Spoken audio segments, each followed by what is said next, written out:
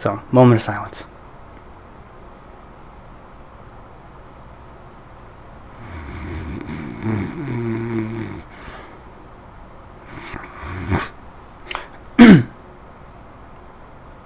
So we built Mike a computer.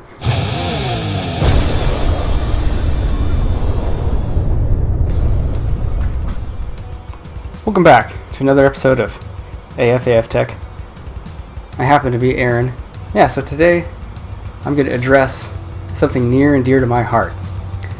No, not my hair, because I love my hair. I'm going to be talking about the Underdesk PC and its tragic demise. A couple weeks ago,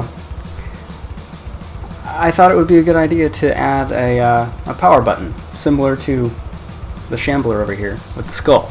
You know, this is my power button, not the one on the case. So in this case, pun intended, I decided I was going to grab the power button out of this guy. So I did. I plugged it in, and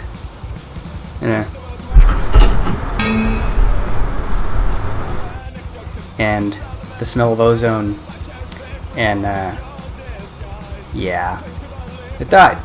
I'm not really gonna try to diagnose it in this video because I'm pretty sure, and I don't know if this is the case, but even the SSD wouldn't work in this video of trying to get Adam's computer up and running. So I don't know how much damage was caused, whether it was just like, say, the power delivery on the motherboard, or did it blow the power supply up? Did the CPU die? Did the RAM die? Did the SSD die? I don't know yet. It's not like it was a complete loss, because I actually know that this GPU, my beloved ancient 660, I knew that it worked, because after that computer died, I took this card and I put it in the Shambler and I ran folding it home. And I got the whopping 60,000 points per day with this card. Recently just found out in a comment on a past video that my ponderings of what Threadripper could do, somebody mentioned that they're in the like 250,000 points per day for a Threadripper. That's pretty dope. That's GTX 970 territory. I mean, not quite, because that does 300,000. But I digress. Still, for a CPU, that's pretty cool. I don't know about the power usage though. Probably get more points per day out of a GPU still, but it still would be really cool to have. I like that idea. So I don't know if in this video I'll get too far with diagnosing the death of the Underdesk PC.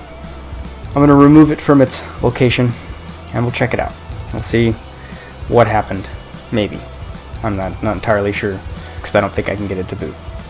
So let's see what we can do. This is very cramped and not an easy place to sit. So as you can see, there is no GPU, in the GPU area. Got our GPU power plug hanging down. But anyways, what I'm going to show you is how it boots, because it doesn't boot. I'm going to jump it. I'm not going to use the power plug that I used from the other case, because I don't want to get it out again and it's not going to work. So I know some of you may or may not approve of jumping PC to turn it on, but I'm going to do it anyway. So here we go.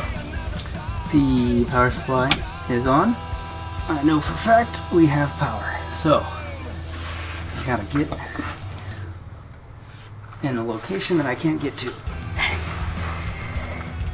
Stupid hair. Okay. Power on the motherboard is on.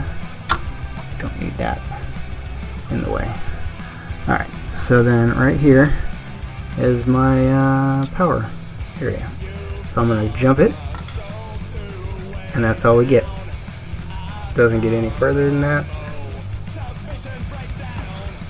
every time. So that's all I got. Pretty sure it's the board.